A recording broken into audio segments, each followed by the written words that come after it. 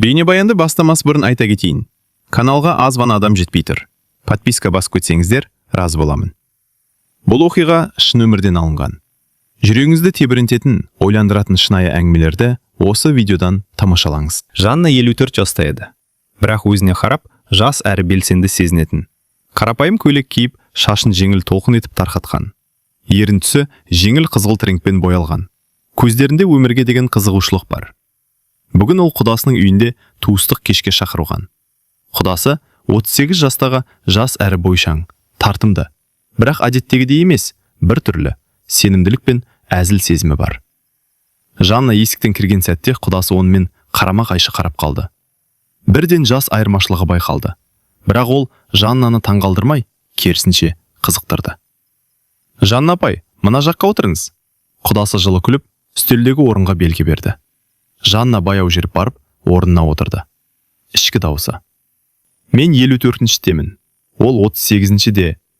Жоқ деу керек еді ғой, бірақ бір түрлі. Айту қиын сияқты. Кеш басталды. Әдеттегі әңгімелер, тағам, ауа райы, жұмыс, туыстар туралы.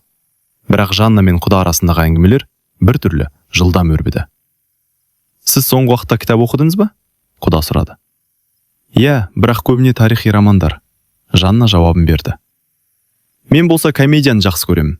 Күлкілі нәрселерді оқығанды ұнатамын. Деп ол әзілдеді. Жанна күліп жіберді. Бір сәтте құдасы үстел үстінде тұрған шыны стаканды сәл ысырып, оның қолына тигізді. Кішкене, бірақ күтпеген жанасу. Жанна ішкі жанарын сезді. Қызық, бір түрлі, бірақ жағымды. Кештің ортасында құдасы Жаннаны балалары туралы сұрады. Бірақ сұрақ өте нәзік қойылды. Жанна жауап беріп жатқанда, құдасының көздері оның әрбір сөзін қызықпен тыңдап тұрғанын байқап қалды. Бір сәтте Жанна өз ойына сүңгеді. Менің сезімімнің ауқымы неге осындай тез өзгеріп бара жатыр? Жас айырмашылығы? Жоқ, бұл бір түрлі тартымдылық. Кештің соңына қарай құдасы. Сізбен әңгімелесу өте қызық болды, Жанна апай, деді. Маған да ерекше болды. Жанна жауабын берді, аздап қызарып. Ішкі дауысы тағы да қайталанды. Иә, жоқ дегенді айту оңай емес сияқты. Бір түрлі сезін, бірақ мен оны қалай түсінемін? Кеш аяқталды. Жанна үйге қайтқанда жүрегі бір түрлі дүрс етті. Көз алдына құдасының күлкісі мен жылы көзқарасы жиі келетін болды. Бір нәрсе анық еді. Бұл кездесу тек алғашқысы, ал қызықты әрі қиын оқиға енді ғана басталды. Келесі аптада Жанна құдасының үйіне тайта шақырылды. Бұл жолы кеш тек бірнеше туыс пен жақын достар арасында өтетін болады деп ойлады. Бірақ Жанна ішкі сезімі бір түрлі қобалжыған. Мен неге осындай қатты қызығып отырмын? Жас айырмашылығын бәрібір ұмытып кеттім сияқты. Құдасы сол кеште оны өз жанында отырғызды. Әңгімелер әдеттегідей басталды. Бірақ ер адам Жаннаны бір түрлі назармен, әзілмен сұрай бастады. Сізге қалада демалуға мүмкіндік бар ма, Жанна апай? Көбіне осында ғана отырасыз ба? Деді ол сәл күлкімен. Иә, негізінен балалармен, немерелермен айналысамын. Бірақ кейде өзіме де уақыт бөлемін, деп жауап берді Жанна, ішкі жанарында қызығушылық сезіп. Құдасы үстелдегі тәттілерді ұсынып, Жаннаға біреуін арнайы таңдады. Қарапайым, бірақ күтпеген назар. Жанна кішкене қызарып кетті. Бір сәтте құдасы бұрынғы кездегі әңгімені еске алды. Сіз тарихи романдарды оқисыз деп едіңіз бе? Соңғы оқыған кітабыңыз қандай болды? Менің соңғысы «Ұмытылған махаббат» атты роман. Бір түрлі, бірақ жүректі қозғайды, деп жауап берді Жанна. Махаббат туралы кітаптар қызық, әсіресе олардағы эмоциялар мен шешімдер. Кейде өмірде кездескендей сезіледі, деді құдасы көзімен Жаннаны бағалап. Жанна ішкі жанарын сезді. Құдасы тек әңгіме айтып отырған жоқ, ол оның реакциясына да мән беріп отыр. Бұл бір түрлі, бірақ тартымды. Кештің ортасында құдасы Жаннаны сыртқа шығуға шақырды. Олар террасаға шықты. Ауа таза, жеңіл жел соғып тұр. Сіз әрқашан осындай белсендісіз бе? Деп сұрады құдасы. Иә, мүмкін сондықтан өзіңді жас сеземін, деп жауап берді Жанна. Олар бірге күлді, бір-біріне кішігірім әзілдер айтты. Бір кезде құдасы Жаннаның қолын кездейсоқ ұстап қалды. Жанна сәл үнсіз қалды. Жүрегі дүрс ете түсті. Ішкі жанарында мен 54-темін. Ол 38-де. Бірақ осы сәтте жоқ деген ой мүлде жоқ сияқты. Бір түрлі тартымдылық мені қорқытады, бірақ қатты қызықтырады. Кеш соңында құдасы: "Сізбен әңгімелесу әрдайым қызықты, Жанна апай", деді жылы күліп. "Маған да ерекше болды", деп жауап берді Жанна, аздап сызылып. Жанна үйге қайтқанда жүрегі әртүрлі эмоцияға толы болды. Қуаныш, қобалжу, аздап қорқыныш. Бірақ бір нәрсе анық еді. Ол өз сезімін тереңірек білуге дайын. Жанна мен құдасының қарым-қатынасы кеш сайын бір түрлі жылдам дамып келе жатты. Бұл жолы құдасы оны қала ортасындағы жаңа ашылған кафеге шақырды. "Міне, Жанна апай, меніңше сізге бұл жер ұнайды", деді құдасы есіктен кіргенде. "Керемет екен", деді Жанна үстелге отыра отырып сәл қобалжып. Қызметкерлер оларды үстелге бастап орнатқаннан кейін құдасы мәз болып мәзерді қарап отырды. Бірақ оның кейпі бір түрлі. Көңілде әзіл мен бір түрлі қызығушылық бар. "Сіз тәттілерді жақсы көресіз бе?" деді ол. "Иә, шоколадсыз өмірім жоқ", деп жауап берді Жанна сәл күлкілі көзқараспен. Құдасы мәзерден бір тәттіні таңдады да Жаннаның алдына қойды. "Міне, сізге арналған тәтті, сынақ көріңіз", деді ол жеңіл күлкімен. Жанна күліп тәттіні алды. Бір сәтте олардың көздері кездесті. Сол жерде ішкі жанарында: "Мен неге осылай қызық барым? Жас айырмашылығы жоқ, тек тартымдылық бар", деп ойланды. Тәттілерді татып отырғанда құдасы кенет бір әңгімені бастады. "Жанна апай, сіздің өміріңізде соңғы кезде қандай қызықты оқиға болды?" "Қызықты. Әрдайым өмір қызықты емес пе? Бірақ кеше немерелермен бірге саябаққа бардық. Қызық болды", деп жауап берді Жанна. "Саябақ. Біз де барайық, бірдеңе ойлап табайық", деді құдасы бір түрлі іштей әзілмен. Содан соң олар кешке қалалық саябаққа шықты. Жанна салқын жел мен түнгі жарыққа таңғалса, құдасы көңілді әзіл айтып, кейде қолын сәл тигізетіндей жақындап қалды. Бір сәтте құдасы: "Сіз әрқашан осындай батылсыз ба?" деп сұрады сәл күлкімен. "Батыл. Мүмкін жасырын батылдық бар шығар", деді Жанна ішкі жанарын сезіп. Саябақта оларға кенеттен ескі достар жолығып, сөйлесуге тура келді. Жанна аздап ыңғайсыз сезінді. Ал құдасы бәрін жеңіл әзілмен шешіп, Жаннаны қорғап отырды. Бұл сәт Жаннаны ерекше әсерге бөліп, жүрегін жылытты.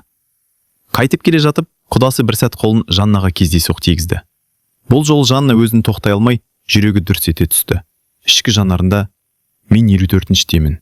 Бірақ бұл сәтте жас айырмашылығы маңызды емес сияқты. Бір түрлі тартымдылық, қорқыныш, бірақ мені қатты қызықтырады." Кештің соңында олар кафеге қайта оралып, соңғы қаптама ретінде кофе алды. Құдасы: "Сізбен уақыт өткізу әрдайым қызық", деді, көзінде жеңіл әзіл. "Маған да ерекше болды", деді Жанна, ішкі сезімін тұншықтыра алмай. Жанна үйге қайтқанда жүрегі дүрс ете түсті. Ол тек бір нәрсені білетін: бұл қарым-қатынас енді жай ғана кездейсоқ кездесу емес, әрі қарай қызықты, әрі қиын оқиғаларға толы болатын еді. Жанна үйге келесі күні кешке келгенде, әдеттегідей балалар мен немерелерінің әңгімесімен көңілінен шыққан.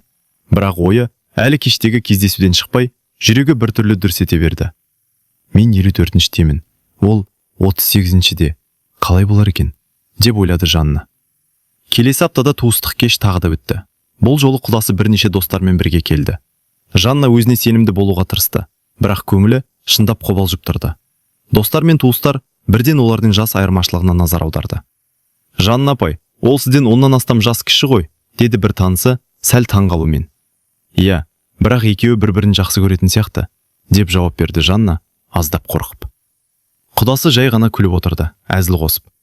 "Бізде жас айырмашылық емес, көңіл айырмашылығы маңызды", деді жеңіл күлкімен. Бірақ бір сәтте сөзге араласқан таныс: "Мына жас айырмашылығы көп қарым-қатынасты ойланбастан бастау қиын ғой", деді сыни үнмен. Жанна ішінен күйіп кетті, жүрегі дүрс ете түсті. Бірақ құдасы оңайлықпен оны қолдап отырды. "Әркім өз өмірін өзі шешеді. Бізге бәрін бірге сынап көру керек", деді ол. Сол сәтте Жанна сезді: қоғамның сыны мен жас айырмашылығы нақты қысым болып тұр. Бірақ құдасының қолдауы бар. Кештің соңында олар сыртқа шығып тыныс алды. Жанна құдасына қарап: Мен бұны қалай дұрыс түсінемін?" деп сұрады сәл қобалжып. "Жанна апай, сезін ол жасқа қарамайды. Сіз өз жүрегіңізді тыңдаңыз", деді құдасы жылы үнмен. Жанна ішкі жанарында тағы да ойланып отырды. Қоғам не дейді? Жас айырмашылығы. Бірақ менің сезімім мүлде басқа. Мен оны қалай қабылдаймын? Осы кештен кейін Жанна мен құда арасындағы қарым-қатынас қайтадан жылдамданып, бұрынғыдан да шынайы әрі шиеленісті болды. Жанна енді тек бір нәрсені түсінді. Егер сезім бар болса, оны жас айырмашылығы мен қоғам қысымына қарамай дамытқысы келеді. Келесі аптада Жанна мен құдасы кездесу үшін қала ортасындағы шағын мейрамханаға шықты. Бұл жолы Жанна өзіне сенімді болуға тырысты, бірақ жүрегі әрбір қадам сайын дүрс ете берді. Мейрамхана тыныш, жеңіл музыка ойнап тұрды. Құдасы Жаннаны қарсы алып, мәз болып мәзірге қарап отырды. Сізге не ұнайды, Жанна апай? Мен сіз үшін таңдап қойсам ба? Деді ол әзілмен. Сіз білсеңіз жақсы болар, деп Жанна жауап берді, сәл қызарып. Таңдалған тағамдарын күтіп отырып, олар өткен аптадағы саябақтағы әңгімелерді еске алды. Саябақтағы сол сәтте, сіздің күлкіміз бәрін өзгертті, деді құдасы сәл жуандап. Жанна көзін сәл жұмып, жүрегі дүрс ете түсті. Ол мені байқап отыр, және бұл ұнайды. Тағам келгенде құдасы бір кішкентай әзіл жасап, Жаннаның стаканын кездейсоқ өзінікіне жақын қойды. Бұл сәтте олар бір-бірімен көз қарасып қалды. Сіз әрдайым осындай нәзік әзілдер ойлап табасыз ба? Деп сұрады Жанна сәл күліп. Кейде, бірақ бұл сізге арналған, деді құдасы жеңіл күлкімен. Жанна ішінен ойланды. Мен 54-темін. Бірақ бұл сәтте жас айырмашылығы маңызды емес сияқты. Жүрегім оның қасында жылылық сезді. Кішкене уақыт өткен соң құдасы: бір нәрсе сұрасам бола ма? Деді, көзінде нәзік қызығушылықпен. Әрине, деді Жанна аздап қобалжиып. Сіз өз сезімдеріңізді қалай қабылдайсыз? Біз бұдан ары қалай боламыз? Деді құдасы ашық түрде. Жанна сәл үнсіз қалды. Ішкі жанарында ойлар аралас, қорқыныш, қуаныш, тосын тартындылық. Бірақ ол жүрегін тыңдап жауап берді. Мен сезімімді тыя алмаймын. Бұл ерекше сезім, деді Жанна. Құдасы жеңіл күлді, қолын Жаннаның үстелдегі қолына сәл тигізіп. Сізді сезіну керемет, деді жұмсақ үнмен. Кештің соңында Жанна үйге қайтқанда жүрегі дүрс ете түсті. Ол түсінді, енді бұл қарым-қатынас тек көңіл көтеру емес, шынайы эмоциялар мен керең сезімдерге толы болатын еді. Ішкі жанарында тағы да бір ой қайталанды. Мен 54-темін, бірақ енді жоқ деп айту мүмкін емес сияқты.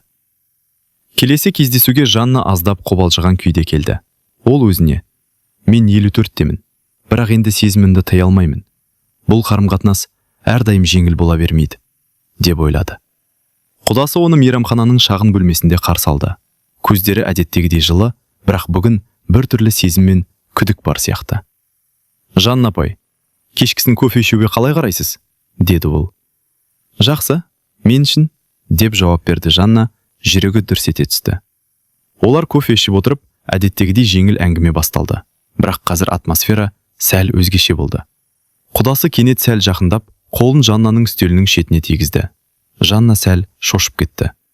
Ой, кешіріңіз, деді ол, жүрегі дүрс ете түскенін сезіп. Ойланбаңыз, мен жай ғана қолымды демалдым, деді құдасы жеңіл күлкімен. Бірақ ішкі жанарында Жанна сезді. Бұл тек кездейсоқтық емес. Жүрегі жылылықпен толды, бірақ сәл қорқыныш та бар еді. Содан кейін құдасы сәл күрделі сұрақ қойды. Жанна апай, сіз бізге қарым-қатынаста қалай қарайсыз? Біз бұны ары қарай дамытамыз ба? Жанна сәл үнсіз қалды. Ішкі жанарында ойлар, қорқыныш, сезімнің күші, жас айырмашылығы. Бірақ ол шынайы жауап беруге тырысты. Мен өз сезімімді жасырмаймын. Бірақ мен қорқамын.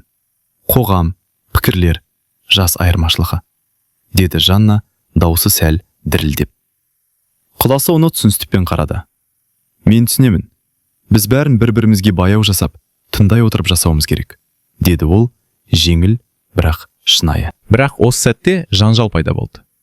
Жаннаның кішкентай немересі қасынан өтіп, бірдеңе сұрақ қалды. Және Жанна оны ұстап, құдасына сәл қатаң қарап, менің ойымша бұл дұрыс емес, деді ол ішкі қорқынышпен. Құдасы кішкене күлді, бірақ оның көздерінде нәзік тартындылық болды. Кешіріңіз, мен тек ойнағым келді, деді ол, жанарынан сезім байқалады. Жанна ішкі жанарында тағы да ойланып отырды.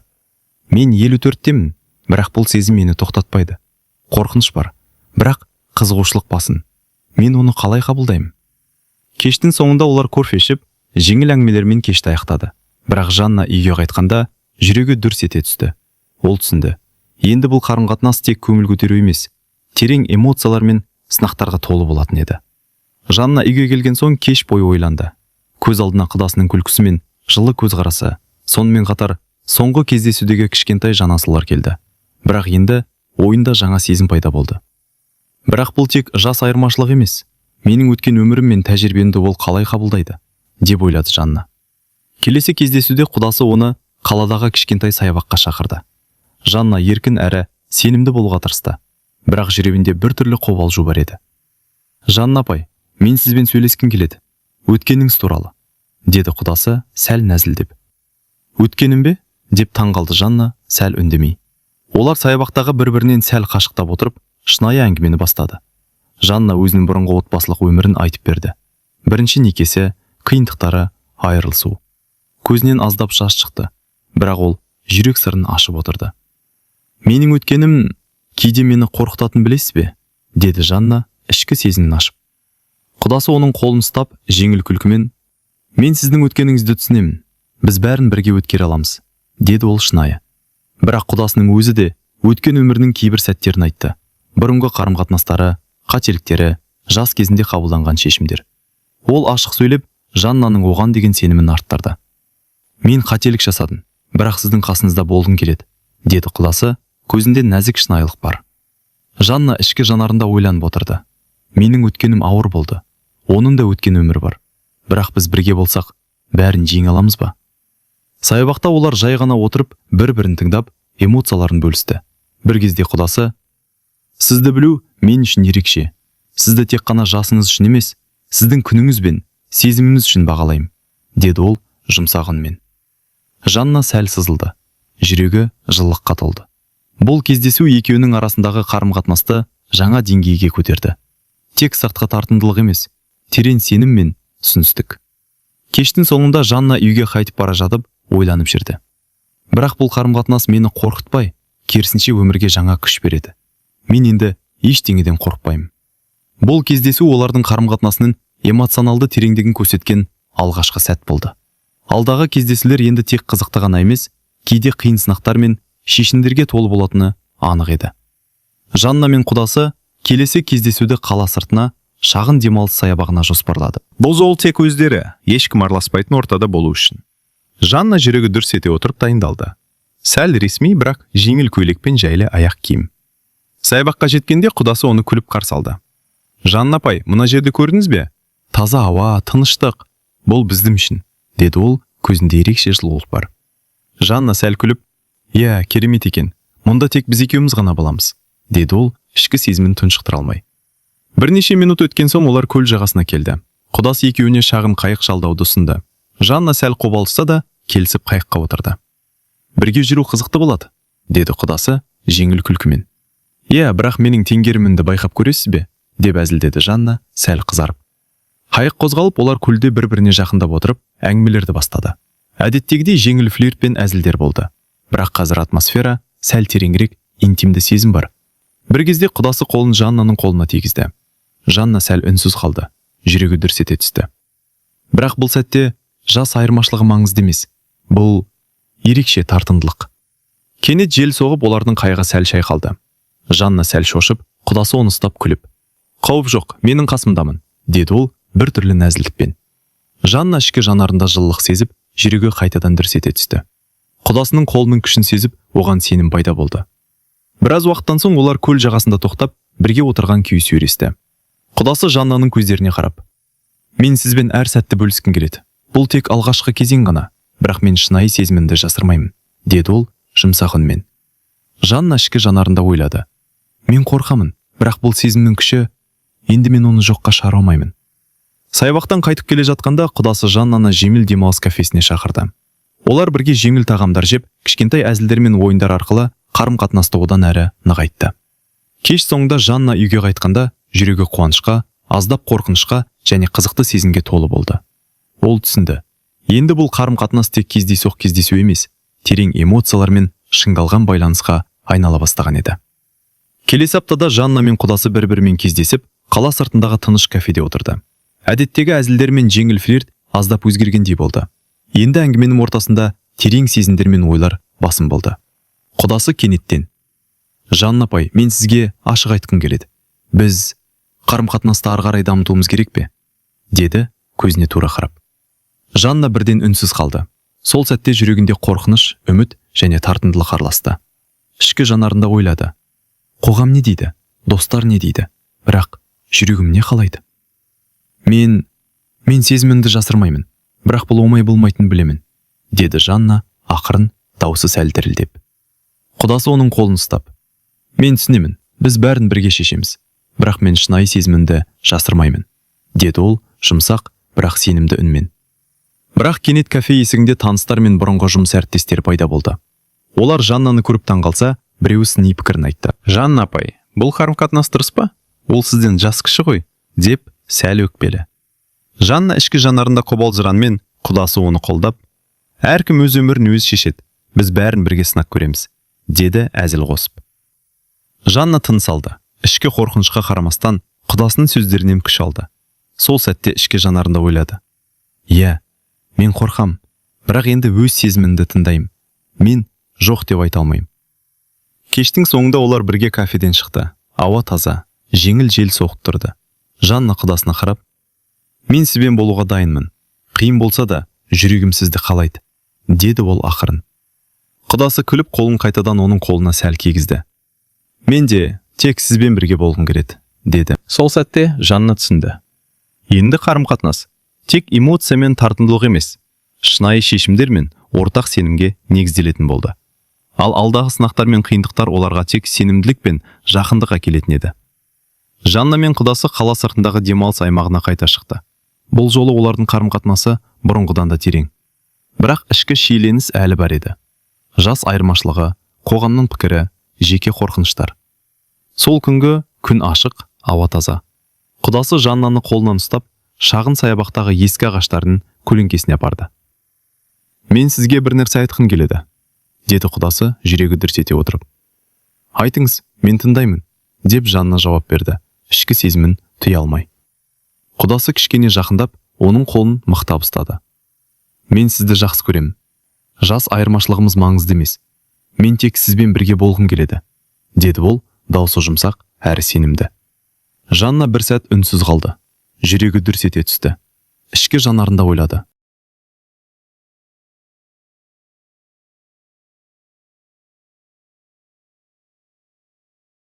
«Біріне жақындап, жеңіл құшақтасып қалды». Бұл тек алғашқы жанасу еді, бірақ Жанна үшін үлкен қадам болды. Оның ішкі сезімі қорқыныш пен қуаныш, тартылыс пен жауапкершілік араласқан. «Сіз қорқасыз ба?» деді құдасы оның көздеріне қарап. «Иә, бірақ мен сізге сенемін», деп Жанна ақырын жауап берді. Олар саябақтағы орындыққа отырды. Бір-біріне жақындап, күннің батысына қарап отырды. Әрбір тыныс, әрбір жанасу олардың арасындағы сенімділікті арттырды. Біраз уақыттан соң құдасы әзіл қосып: «Міне, енді біз ресми түрде демалыс серіктестерміз», деді жеңіл күлкімен. Жанна да күліп, ішкі қобалжуын жеңуге тырысты. «Иә, демалыс серіктестері, бірақ менің жүрегім ресми емес», деді ол сәл қызарып. Кештің соңында олар бірге үйге қайтқанда, Жанна ішкі жанарында түсінді. Енді қарым-қатынас тек флирт пен әзіл ғана емес, шынайы эмоционалды жақындыққа, сенімге және терең сезімдерге негізделетін болды. Ішкі ой: «Мен 54-ші темін, бірақ енді сезімімді тоқтата алмаймын. Біз бірге боламыз, қиын болса да, жүрекке сенемін». Кейінгі кездесулерде Жанна мен құдасы бір-біріне әлдеқайда жақындады. Бірақ олардың қарым-қатынасы қоғам алдында алғаш рет сынаққа түсті. Бұл жолы олар бірге Жаннаның қаладағы бір туған ағасы мен бірнеше танысымен кездесу үшін шақырылды. Әдеттегі достық кеш емес, бұл олардың қарым-қатынасына тікелей сын болатын сәт еді. Ағасы бірден: «Жанна, сенің жас айырмашылығыңды қарасам, бұл расында дұрыс па?» деп сәл таңғалып айтты. Жанна сәл ыңғайсызданды, бірақ құдасы оны қолдап отырды. «Әркім өз өмірін өзі шешеді. Біз бәрін бірге сынаймыз», деді ол әзіл қосып, бірақ сенімді үнмен. Таныстары әртүрлі реакция көрсетті. Біреулері қызығып, біреулері сыни пікір айтып, кейбірі жай ғана таңданды. Бірақ кенеттен әңгімені естіген бір таныс қатты дауыс көтеріп: «Сіз оны шын сүйесіз бе?» Немесе бұл тек қызығушылық па? Деді сәл ренжіген тонмен. Жанна ішкі жанарында дүрс ете түсті. Мен 54-ші темін. Енді жоқ деуге болмайды. Жүрегім сенімді. Ол тыныс алып шынайы жауап берді. Мен шын сүйемін. Бұл жас айырмашылығына қарамай менің сезімім таза және шынайы, деді ол. Даусы дірілдеген мен сенімді. Құдасы оның қолын ұстап көздеріне қарап. Сізді қолдаймын, Жанна апай. Біз бірге боламыз, деді жұмсақ, бірақ мықты үнмен. Сол сәтте ағасымен таныстар сәл үнсіз қалды. Ал Жанна ішкі жанарында, мен қорқамын, бірақ енді ештеңеден тартынбаймын. Біз бірге боламыз. Кештің соңында олар далаға шығып, таза ауада тыныс алды. Жанна құдасына қарап, мен енді қорықпаймын. Біз бірге боламыз, деді ол жеңіл күлкімен. Иә, біз бірге боламыз. Қиындық болса да, бәрін жеңеміз, деп жауап берді құдасы. Бұл кездесуден кейін Жанна мен құда арасындағы қарым-қатынас тереңірек болды. Олар тек эмоцияға емес, шынайы шешімге, сенімге және бір-біріне қолдау көрсетуге негізделетінін түсінді. Келесі аптада Жанна мен құдасы бірге қала сыртына демалысқа шықты. Бұл жол саяхатқа тек екеуі ғана, ешкім араласпайтын тыныш аймаққа барды. Бірақ оларды күтпеген сынақ күтіп тұрған еді. Саяхат кезінде кенеттен ауа райы нашарлап, жеңіл жаңбыр жауды. Құдасы алдын ала дайындықсыз келгендіктен екеуі шағын ашық алаңда қалды. Жанна сәл қобалжыған, ал құдасы тыныштық сақтауға тырысты. Жанна апай, қорықпаңыз, бәрі жақсы болады, деді ол қолын ұстап. Иә, бірақ мен біраз қобалжып тұрмын, деп жауап берді Жанна сәл дірілдеген даусымен. Жаңбыр астында олар бірге паналауға тырысып, бір шатырдың астына кірді. Бір-біріне жақындаған сәтте құдасы жеңіл күлкімен, міне, енді біз шынайы команда болдық, деді. Жанна да күліп, бірақ ішкі жанарында ойлады. Бұл тек физикалық жақындық емес, біз бірге сынақтан өттік. Жүрегім оны мойындады. Біраз уақыт өткен соң жаңбыр тоқтап күн шықты. Бірақ олар екеуде аздап сулап, салқындық сезінді. Құдасы Жаннаны қолынан ұстап, біз бәрін бірге еңсереміз. Бұл кішкене сынақ бізді тек жақындастырды, деді жылы үнмен. Жанна ішкі жанарында сезінді. Бұл сынақ олардың арасындағы байланысты нығайтып, сенімділікті арттырды. Екеуінің арасындағы алғашқы қиындық енді жеңіл күлкімен бір-біріне деген сүйіспеншілікке айналды. Мен енді ештемеден қорықпаймын. Біз бәрін бірге өткере аламыз, деді Жанна. Иә, біз бәрін бірге еңсереміз, деп қуанышпен жауап берді құдасы. Кештің соңында олар шағын саябақта отырғанда, күннің батысына қарап, бір-бірінің қолын ұстап отырды. Жанна түсінді. Қарым-қатынас енді тек эмоция емес, нақты сынақ арқылы шынайы сенім мен махаббатқа айналды. Жанна мен құдасы бір-бірін толық түсініп, сенім мен сүйіспеншілікке негізделген қарым-қатынасқа қол жеткізді. Екеуінің арасындағы жас айырмашылығы, қоғамның қысымы және өткен өмірдің ауыртпалығы бәрі бірге еңсерілді. Бұл жолы олар қала сыртына шағын демалысқа шықты. Күн ашық, ауа таза, саябақта адамдар аз. Екеуі бірге жайлы орындыққа отырып, қол ұстасып отырды. Жанна апай, біз бәрін бірге еңсердік. Қиындықтар болды, бірақ бәрі осындай сәттер үшін, деді құдасы жеңіл күлкімен. Иә, мен енді қорықпаймын. Біз бірге боламыз, бәрін бірге өткіземіз, деді Жанна, көзінде жылылық пен сенім бар. Бірнеше минут үнсіздікпен отырғанда Жанна ішкі жанарында ойлады. Мен 54-темін, ол 38-де. Бірақ енді жас айырмашылығы маңызды емес. Біз бір-бірімізге толық сенеміз. Бұл қарым-қатынас шынайы, ештеңеге тәуелді емес. Құдасы кенет қолын Жаннаның иығына қойып, болашақта да осылай бірге боламыз. Әр сәтімізді бағалаймыз, деді жылы үнмен. Жанна күліп, оған жақындап, менің жүрегім сізге толық сенеді, деді. Осы сәттен кейін олар саябақта бірге ұзақ серуендеді. Бір-бірімен әзілдесіп, өткен қиындықтарды еске алып, болашаққа жоспар құрып отырды. Екеуінің қарым-қатынасы енді тек эмоция емес, нақты сенім, сүйіспеншілік пен ортақ шешімге негізделген. Қорытынды ой. Біз жас айырмашылығы мен сынға қарамастан бірге болдық. Қиындықтар болса да, шынайы сезім мен сенім бәрін жеңеді. Бұл қарым-қатынас біздің екеумізге арналған шынайы махаббаттың үлгісі. Келесі күннен бастап Жанна мен құдасы бірге өмір сүруді, қызықты кездесулер мен жаңа тәжірибелерді бөлісуді жалғастырды. Олар енді әр сәтін бағалап, бір-біріне толық сенім мен сүйіспеншілік сыйлайтын болды. Финал. Жанна мен құдасының махаббаты. Жас айырмашылығына қарамай, қоғам сындарын еңсерген, шынайы сенім мен эмоцияға негізделген махаббат үлгісі болды. Олар бірге болудың қуанышы мен қиындықтарын бірге қабылдап, болашаққа сеніммен қарады.